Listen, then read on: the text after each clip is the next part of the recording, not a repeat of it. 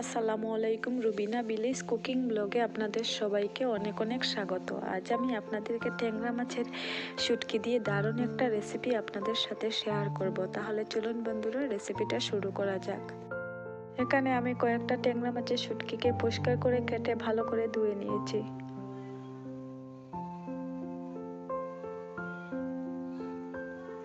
এবার চুলাটা অন করে একটা কড়াই বসিয়ে দিয়েছি। এবার কড়াইটাকে কিছুটা হালকা গরম করে আমি পরিমাণ মতো সরিষার তেল দিয়ে দিব।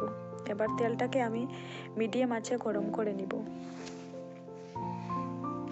তেলটা আমার গরম হয়ে গেছে। এবার পরিমাণ মতো দিয়ে দিব পেঁয়াজ বাটা। এবার পেঁয়াজ বাটাটাকে হালকা করে লাল লাল ভেজে নেব।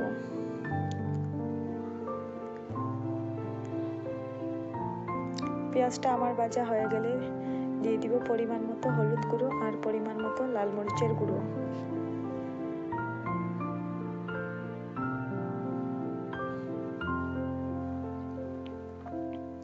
এবার হলুদ আর মরিচের গুঁড়োটাকে পেঁয়াজের সাথে নেড়েচেড়ে মিশিয়ে আরও 1 মিনিটের মতো ভেজে নেব।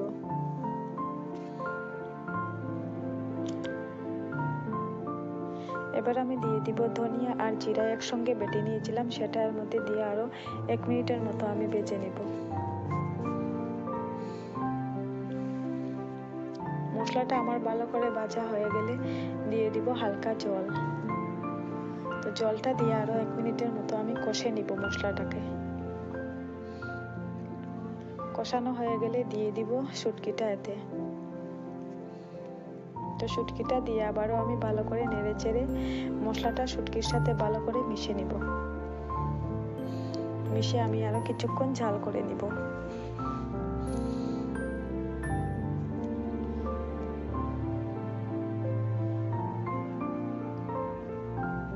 শুটকিটা কিছুক্ষণ ঝাল করে নেওয়ার পর দিয়ে দিব পরিমাণ মতো লবণ।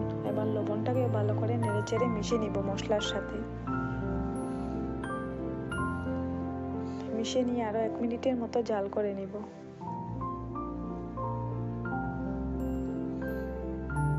এবার আমি দিয়ে দিব আরও অল্প জল, যাতে শুটকিটা ভালো করে সিদ্ধ হয়, কারণ ড্রাই ফিশটা সিদ্ধ হতে কিছুটা সময় লাগে।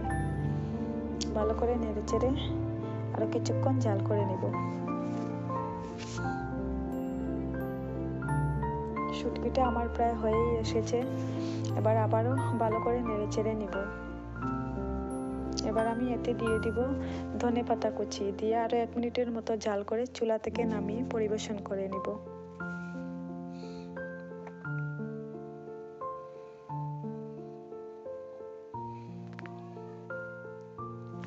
এইভাবে ড্রাই ফিশ রান্না করলে এক থালা গরম ভাত নিমিশেই শেষ হয়ে যাবে। অবশ্যই আপনারাও বাসায় ট্রাই করবেন।